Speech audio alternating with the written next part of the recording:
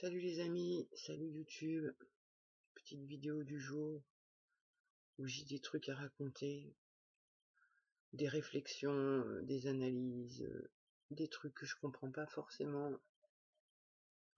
Ça doit venir de mon côté autiste, je pense. Je pense que j'ai pas les codes sur certains trucs et du coup ça crée de la merde. Maintenant je vais essayer de parler de ça, mais essayer de défaire les nœuds, défaire les fils, comprendre un peu mieux. J'avais mon calage, sinon je peux pas parler. Du coup, voilà, qu'est-ce qui m'est arrivé donc depuis que je suis allée chez le dentiste et qu'il m'a changé mes appuis, c'est encore de la souffrance à fond, quoi. Je tiens plus debout, enfin c'est vraiment pénible. Je n'arrive plus à tenir ma tête. Donc du coup, j'ai usé une carte que j'avais gardée sous le coude, qui ne servait à rien et en même temps qui soulève la problématique de mon côté autiste qui comprend pas les codes. Enfin, on va dire ça comme ça, hein. Mais je m'interroge du coup beaucoup sur ce qui vient de se passer. Donc, pour la petite histoire, quand j'étais en sixième, que j'avais 11 ans, je me faisais taper dessus par une nana qui s'appelait Géraldine. Et suite à ça, elle est tombée malade, elle était dans ma classe, je lui ai apporté ses devoirs et on est devenus amis. Enfin, on est devenus amis. Je suis devenue son amie parce que ça n'a jamais été réciproque. Cette nana, elle m'a toujours fait des espèces de plans, quoi. Déjà, quand j'étais mariée, enfin non, la première fois que j'étais en couple, elle a essayé de se taper moi et mon copain. Ensuite, quand j'étais mariée, elle faisait ce qu'il fallait pour m'inciter à me séparer et elle voulait que je me mette avec elle. Et moi, je l'aimais juste d'amitié, quoi, donc j'étais toujours très claire avec elle. Et à chaque fois, bah, elle me le faisait payer. Et bien souvent, elle se barrait avec des copines. Et après, elle montait la copine contre moi, et du coup, bah, je perdais les deux. Mais bon, j'avais pris l'habitude des schémas, et je m'en foutais, je savais comment elle fonctionnait, et voilà quoi. Mais cette nana, elle avait quand même eu de l'importance dans mon cœur à moi, parce que je l'avais mis marraine de mon fils, mais même ça, elle a jamais honoré ça, quoi. Donc, on a toujours plus ou moins gardé un contact, même lointain. Il y a peut-être un an ou deux, elle m'avait donné des nouvelles de comment elle avait avancé sur ses traumas avec son frère, parce qu'elle aussi c'est une personne traumatisée. Et puis, bah, j'ai toujours pas réciproque, c'est-à-dire que quand moi je veux partager mes avancements, bah non, surtout pas. Elle veut juste dire ouais, moi j'y arrive bien et tout, c'est trop cool, et puis c'est tout. Il n'y a pas d'échange, il n'y a pas de partage. Et malgré ça, je me suis dit, cette nana, elle reste quand même humaine, on a traversé des galères similaires, enfin, je me dis, je vais lui envoyer un message. Je vais lui envoyer un message pour lui dire que je suis au bout de ma vie, que je suis en train de crever, qu'il me faut un calage, parce que son métier, en fait, c'est prothésiste dentaire. Donc ça veut dire quoi? Ça veut dire que prothésiste dentaire, elle a la maîtrise de la forme de la dent, elle est capable de faire des gouttières en silicone ou je sais pas trop quoi, enfin, elle a la maîtrise de plein de choses, elle connaît les produits. Donc je rentre en contact avec elle en lui disant, est-ce que tu peux m'aider? C'est vraiment urgent. Appelle-moi si tu veux. Donc elle m'appelle. Donc je me dis c'est qu'elle veut, sinon elle m'aurait pas appelé. En fait, elle m'appelle juste pour me dire que ça va trop bien dans sa vie, qu'elle a changé de travail, qu'elle s'est trouvée. Ouais, je suis morte de rire parce que voilà, j'ai des parts en interne qui ont fait son analyse de dépendance affective et bon, elle a le droit de se faire croire qu'elle a évolué, mais bon, au final, c'est pas tellement ça le problème. Donc le problème, c'est que j'expose mon problème en lui disant bah, donne-moi des conseils sur les matériaux ou est-ce que tu peux me dire quel produit prendre ou comment m'y prendre pour faire une gouttière. Et là, j'ai pas compris, j'ai eu le même comportement qu'avec l'expert. Donc c'est pour ça que je me remets en question et que je me dis il y a un truc que j'ai pas dû comprendre. C'est que donc je lui demande si elle peut m'aider. Je lui dis pas aide-moi, je lui donne pas d'ordre. Je lui expose les faits, que ma santé va au plus mal, que j'ai un trou de 7 millimètres dans la tête, que mes tissus sont en train de se désagréger parce que j'ai pas de soutien dans la bouche et que je trouve pas de dentiste et que personne ne veut s'occuper de moi. Et là, elle m'envoie un genre de message où elle est fâchée, quoi. Enfin, et elle me dit, tu m'ordonnes de faire l'exercice illégal de la médecine, je risque la prison à cause de toi. Oh, on se détend là, tu sais. Enfin, je te demande pas de faire l'exercice illégal de la médecine, de monter un business ou quoi que ce soit. Juste si ton savoir-faire, tu peux m'aider avec pour que j'aille mieux. Donc, ben non, ça a été catégorique. Et ce qui m'interroge, ça je le savais parce que connaissant la personne, je savais que je pouvais pas attendre quoi que ce soit d'elle, mais bon, j'ai quand même tenté. Mais là où ça m'interroge, c'est le comportement. J'ai peut-être pas compris ou j'utilise peut-être pas les bons mots. C'est-à-dire, s'il vous plaît, j'ai besoin d'aide, je vais pas bien. Et là, il s'est énervé direct et vous m'exigez des choses, mais non, j'exige rien. Excuse-moi d'être en PLS, j'exige rien, je suis en train de crever là. Je te demande de l'aide parce que normalement, tu as les compétences. Et donc, du coup, je me dis, peut-être, en fait, c'est un gros mot de demander de l'aide. J'en sais rien. Moi, dans ma logique, non. En général, je m'aide d'abord moi-même et quand j'arrive plus à m'aider, je vais demander à un de mes frères s'il peut m'aider. Et là, j'ai l'impression, en fait, que c'est un gros mot. Quand tu dis à quelqu'un, aide-moi, est-ce que tu peux m'aider? Bah, c'est un gros mot. Enfin, je le perçois comme ça. Il y a d'autres choses aussi qui me perturbent, on va dire, dans mon analyse. Oh merde, j'ai plus de feu. C'est ma perception sur leur peur. C'est ouf. Je sais pas le verbaliser trop, mais ce que je ressens, que ce soit avec l'expert, avec la nana ou avec d'autres du médical, hein, tu sens qu'ils ont tous super peur de l'autorité qu'il y a au-dessus d'eux, quoi. La preuve, c'est que là, je veux dire, avec la fille, on a fait les 400 coups, jeune. Je veux dire, quel risque elle prend? Rien du tout. De me dire tel produit et tu fais comme ci, comme ça, il y a zéro risque. Enfin, en tout cas, moi, je vois pas le risque. Je vois pas le risque.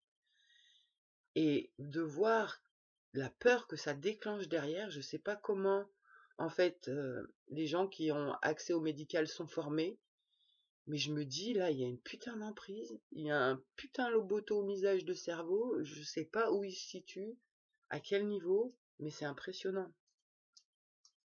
C'est impressionnant. Donc voilà, je sais pas si c'est mon côté autiste que je sais pas m'exprimer, mais honnêtement, j'en doute fort. Je pense juste que c'est une réaction et un comportement émotionnel que j'ai encore pas décrypté. Qu'est-ce que ça fait? Comment ça impacte l'autre? Pour quelles raisons ça l'impacte comme ça? Pourquoi l'autre se sent agressé quand il y a une demande d'aide en face?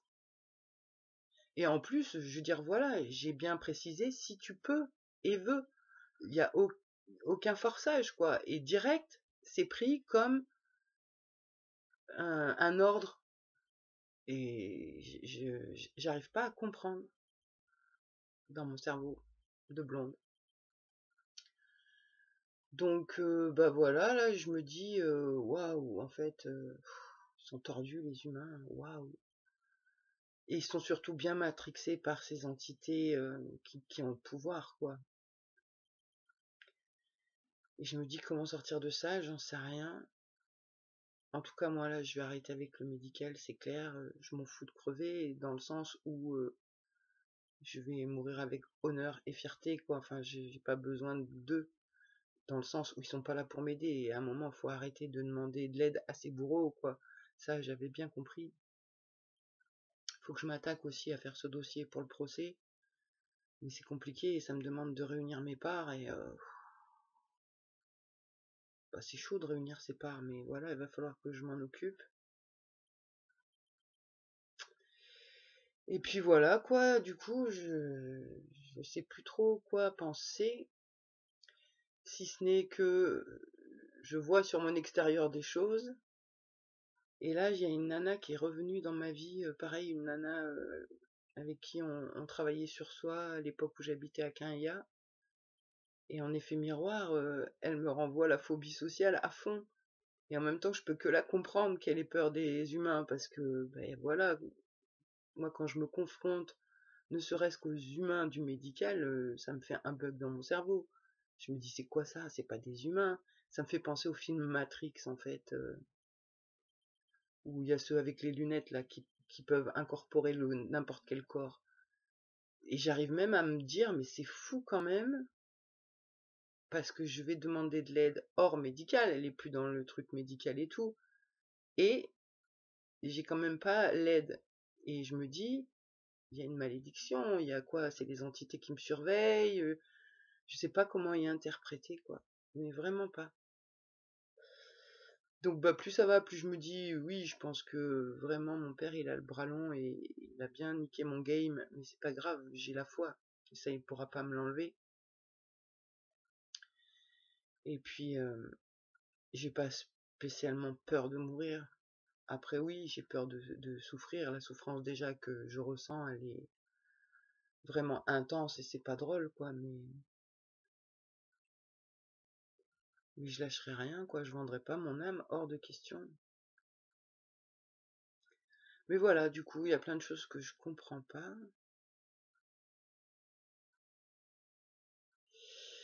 Et puis, ben, je sais pas comment je vais avancer. Là, déjà, je vais me reposer parce que bah, je suis hyper fatiguée en me levant. J'arrive presque plus à ouvrir les yeux et je vois pas très clair. Mais du coup, bah, faut pas demander de l'aide. Enfin, c'est la logique que je suis en train de me dire. Alors maintenant, comment on fait quand on va pas bien et qu'on a besoin d'aide sans le demander? Je sais pas.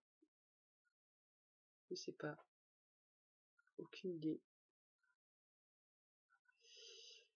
Donc ouais, bah, je vais arrêter de demander de l'aide, hein. Et puis voilà. Et puis sinon, qu'est-ce que je voulais dire?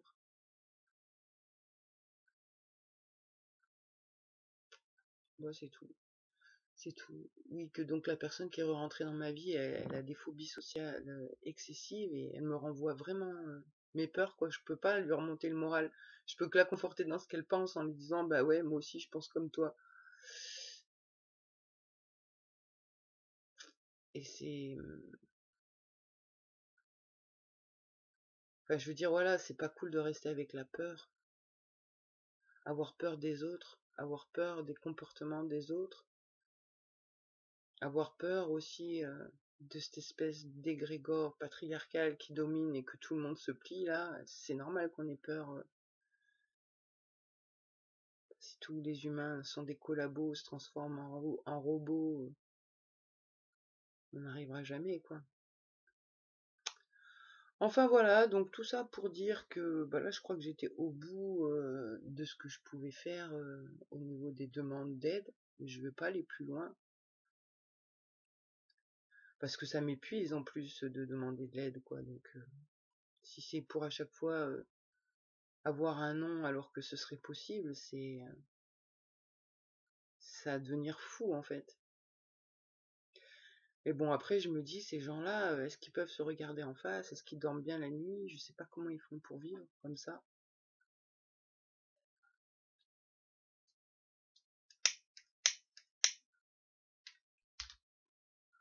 Donc là, dans mon programme, je vais annuler le rendez-vous du 11 chez le vieux là, qui tremble et qui crade et bah, qui m'a niqué encore des dents. Je vais éviter parce que je vois bien qu'à chaque fois, on me fait un peu plus de dégâts. Et puis, ben, continue ma petite vie dans ma bulle en attendant la mort ou la résurrection, j'en sais rien. Et essayer de soigner la tristesse en fait, parce que ça me rend triste fort d'être dans ce monde-là avec des humains qui ont ces comportements que je comprends pas et qui nuisent en plus. Je savais qu'il y avait des castes, que la pyramide elle était haute, mais comme je suis pas trop sortie de ma bulle, je me suis je le savais, mais j'esquivais de le regarder en face, on va dire. Et là, je le vois vraiment en face, les différents castes, et j'ai été dans une caste plus haute que celle où je suis tout de suite. À l'époque où j'avais mon commerce et que j'avais 16 000 euros sur mon compte courant, j'avais pas de problème pour me faire soigner. Et après, je suis passée en invalidité et là, j'ai commencé à bien galérer. Et puis là, on me laisse bien crever. Donc il y a vraiment des différences, c'est pas normal. Enfin voilà, je sais pas quoi penser, quoi faire. Je vais continuer de faire ce que je fais, prendre soin de moi et voilà quoi. Mais voilà, je suis assez, c'est comme si j'étais sidérée par la non-compréhension, par le fonctionnement de mes frères, ouais, c'est ça. Donc bah, on va rester dans notre bulle. Et puis, quelque part, on sera content de partir de cette planète, hein, le jour où ça va arriver. Parce que c'est un cauchemar un peu quand même. Donc, bah voilà pour ma vidéo du jour.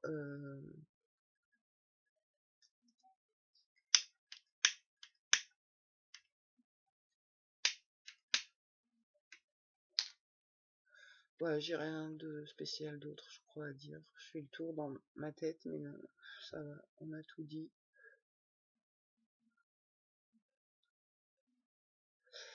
Bon, et bah allez, une bonne journée à tout le monde. Et puis,